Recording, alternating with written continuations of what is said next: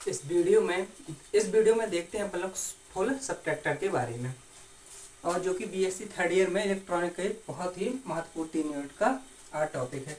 तो पहला जो फुल सबट्रैक्टर होता है, आपको यहाँ से देखना है। फुल सबट्रैक्टर जो होता है उसका ब्लॉक डायग्राम बनाना पड़ेगा अपने को।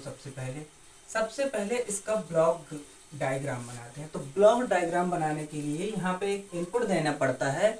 इनपुट में 3 ए और बी और सी देंगे। यहाँ पे बी भी दे सकते हैं। बीच में फुल सबट्रैक्टर जोड़ेंगे। यहाँ का एक आता है बोरो और एक आता है डिफरेंस। तो बोरो और डिफरेंस का ये बना देंगे और यहाँ पे लिख देंगे आउटपुट। ये हो गया इसका ब्लॉक डायग्राम। आता है क्वेश्चन की ब्लॉक डायग्राम इसका बनाइए, तो अपने को इस प्रकार से बना देना है। फिर इसके बाद आती है ट्रुथ टेबल। क्वेश्चन में आएगा कि ट्रुथ टेबल बनाइए। तो देखिए ट्रुथ टेबल कैसे बनानी है।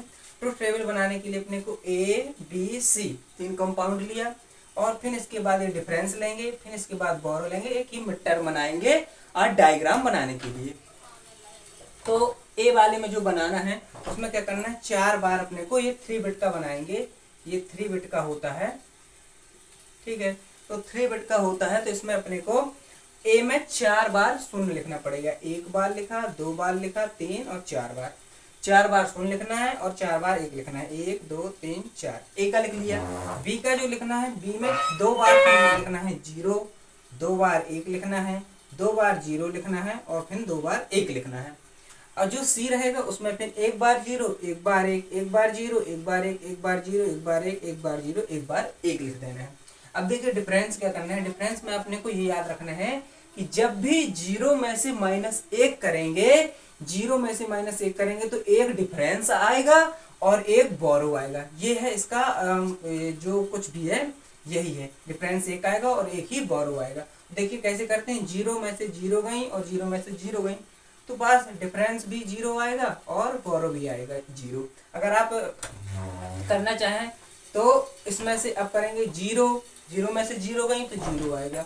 0 में से -1 किया, मतलब ये 0 -1 करा तो ये वाला टर्म लिख देंगे। एक डिफरेंस में लिखेंगे और एक बोरो में लिखेंगे, ठीक है। अब इसमें करेंगे 0 में से -1, 0 में से -1 किया तो एक डिफरेंस और एक बोरो आ जाएगा। फिर 1 में से 0 घटाएंगे तो 1 ही आना है, ठीक है। अब ये वाला देखिए, 0 में से 1 घटाया, 0 में से 1 घटाया तो क्या आएगा, एक बोरो आएगा और एक आएगा अपना डिफरेंस। यहाँ 1 आएगा, ठीक है, एक डिफरेंस आएगा। लेकिन जब 1 में से 1 घटाएंगे, यहाँ इसमें ध्यान देना है, 1 में से 1 घटाएंगे, यहाँ 1 आ गया। अभी 1 घटाएंगे तो यहाँ हो जाएगा 0। इस वाले टर्म पर ध्यान देना है, इसमें बहुत ही ध्यान देना है, बस हो गया। और बाकी अपना सलाह है, ठीक है। अब ये 1 में से 0 गई, 1 में से 0 गई तो 1 आया, फिर 0 गई तो 1 आया, तो डिफरेंस 1 आएगा, बोरो 1 भी नहीं दिया। अब ये है 1 में से 0 गई तो 1 ही आएगा, और 1 में से 1 गई तो 0 आएगा, तो दोनों में 0 आ गया। अब ये वाला है तो इस वाले में करना है। देखिए इस वाले में करेंगे तो 1 में से 1 घटेगा, 1 में से 1 घटेगा तो क्या आएगा, 1 में से 1 घटेगा तो 0 आएगा, और फिर 0 में से 0 घट जाएगा, 0 में से 0 घट जाएगा तो फिर 0 आ जाएगा। देखिए 1 में से 1 घटा तो 0 आ गया, और ये 0, बोरो भी 0 और ये भी 0, ठीक है। इस प्रकार से ट्रुथ टेबल बनानी है। अब देखिए इसमें 1 में से 1 घटाया, 1 में से 1 घटाएंगे तो क्या आएगा, 0 आएगा। 1 में से 1 घटाया तो 0 आया, और फिर 0 में से 1 घटाया 0, अब यहाँ 0 हो गया ना। 0 में से 1 घटाएंगे, 0 में से 1 घटाए तो एक डिफरेंस और एक बोरो, तो यहाँ 1 लिख देंगे और यहाँ 1 लिख देंगे, ये हो गया। अब देखिए ये जो मिड टर्म बनाई जाती है किस प्रकार से बनाई जाती है। मिड टर्म बनाने के लिए हम क्या करते हैं कि इसमें देखते हैं ए बी और सी, जिसमें 0 होता है तो उसमें बार लगा देते हैं। तो ए में भी 0 है, बी में भी 0, सी में भी 0 है, तो बार लगा देंगे। ये बार लगा दिया तीनों में। अपने को इसमें यही ध्यान देना है कि बार किस में लगाना है, जिसमें 0 हो, ठीक है। तो अपने से मिड टर्म बनाना बन जाएगा। अब देखिए ए और बी में 0 है, ए और बी में 0 हो तो लगा दिया। सी में 1 है तो नहीं लगाना इसमें बार।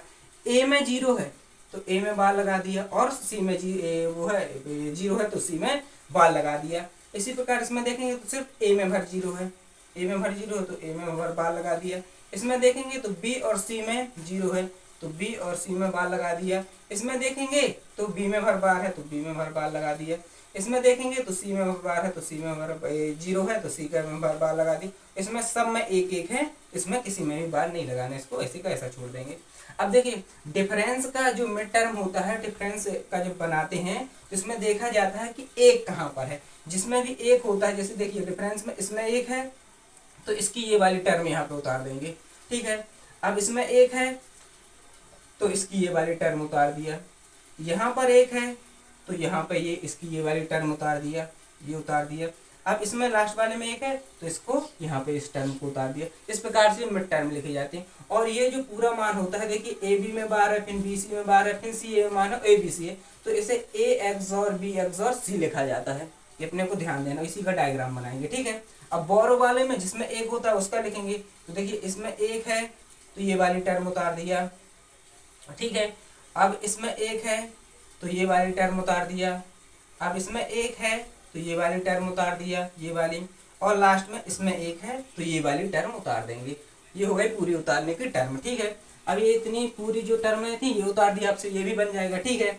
अब देखिए क्या होता है, अब यहाँ से इसको जब ये इतना तीन का डायग्राम देखते हैं तो इसका मान होता है ए और बी लिखना है अपने को, ए बी लिखना है प्लस ए सी लिखना है, और फिर ए के ऊपर बार चढ़ा देना, बी के ए, और दोनों में ए के ऊपर बार चढ़ा देना, मतलब ए बार बी होता है, ए बार सी होता है, इसका इतने का मान होता है, ठीक है। इतने का मान ये होता है, ये लिख दिया। अब यहाँ से क्या होगा, यहाँ से बी सी कॉमन आ रहा है, बी डॉट सी कॉमन आ रहा है तो बी डॉट सी कॉमन ले लिया, और यहाँ पे ए एक्स और ए डैश प्लस ए आ जाएगा कॉमन, इसका मान होता है एक, इसका मान एक होता है, तो जब गुणा होगा तो बी सी भर आ जाएगा, और ये फिर ये पूरा टर्म उतार देंगे।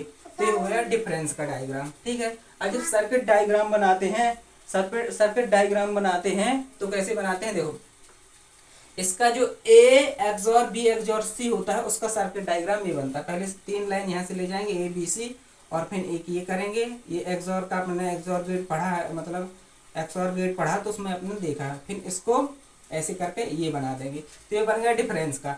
अब यहाँ से आता है अपने को जो बनाना रहता है बोरो का, तो बोरो में देखिए इसका बनाएंगे ए पहले इसका बना लेते हैं बी डॉट सी हो जाएगा एंड गेट, ठीक है। तो एंड गेट का अपने को पता कैसे डायग्राम बनता है, देखिए पहले ले जाएंगे बी से एक डाड़ी बी से ले जाएंगे, ठीक है, और एक ले जाएंगे सी से, ऐसे आपको भी करना है। और फिर यहाँ पे एंड गेट का ये होता है सर्किट, तो एंड गेट और ये ऐसे निकाल देंगे, ये बन जाएगा। अब देखिए ये वाला बन गया, अब ये करना है ए डॉट बी, तो ए का यहाँ से ले जाएंगे ए, और जब डॉट रहता है तो अपने को पता है यहाँ से नॉट गेट होता है, तो नॉट गेट का कुछ सिंबल इस प्रकार से होता है, नॉट गेट का सिंबल ऐसे होता है, तो ये नॉट गेट का कर देंगे, ठीक है। अब आता है क्या बी, तो बी यहाँ से ले जाएंगे, ऐसे उठाया बी यहाँ से, तो यहाँ से बी उठा कर ले जाएंगे, और बी को यहाँ से ले जाने के बाद इससे एंड गेट में जोड़ देंगे, ठीक है, क्योंकि ए और A dash B dash and gate जैसा बन जाएगा। यहाँ से ऐसे ले गए बी को, ये ऐसे ले गए, और फिर यहाँ पे देखिए क्योंकि दोनों पे अब डॉट हो गया ना, ए डॉट बी, और ये एंड गेट का होता है, तो ये ऐसे ले जाएंगे, और फिर इन दोनों को सॉरी ये ले गए, और ये एंड गेट का सिंबल जोड़ दिया। अब आता है ए डॉट सी, तो इसी प्रकार से ए डॉट सी यहीं से ए तो लेकर आए थे, तो यहाँ से ले जाते हैं, ए को यहाँ से ऐसे ले आए, ऐसे लाए, ये लाए, और ए डॉट का होता है ये सिंबल, तो ये करेंगे और ये कर दिया, ठीक है। और का है सी है, तो सी को यहाँ से ले जाएंगे, ये सी का उठाया, ये सी का उठाया, ये ऐसे ले गए, और यहाँ पर दोनों को ऐसे जोड़ देंगे। अब ये दोनों को जोड़ दिया यहाँ पे, ठीक है। अब देखिए क्या हो रहा है, अब इनका जो होता है ये होता है ये जब पूरे सब जुड़ जाते हैं तो ये हो जाता है और गेट का सिंबल, तो और गेट के सिंबल में इन तीनों को ऐसे जोड़ देंगे, बस हो गया, मतलब ये तीनों सब ये जुड़ गए, और ये हो गया पूरा अपना सिंबल हो गया काहे का, बोरो का, BORROW। और ये हो गया, यहाँ पर लिख देंगे A dot B plus A dot C और प्लस बी डॉट सी। इस प्रकार से ये जो पूरा डायग्राम है बन जाएगा, सिर्फ जोड़ना भर है। ये हो जाता है नॉट गेट का, ए डैश जहाँ पर रहता है तो ऐसे इस प्रकार से कर देंगे, और एंड गेट का इस प्रकार से सिंबल होता है। तो इस प्रकार से आशा करता हूँ आपके समझ में आया होगा जो मैंने समझाया। अगर समझ में आया हो तो लाइक करना, है ना, क्योंकि ये आपके लिए ही बनाया जा रहा है ये वीडियो। तो आशा करता हूँ आपके समझ में आया होगा। Thank you.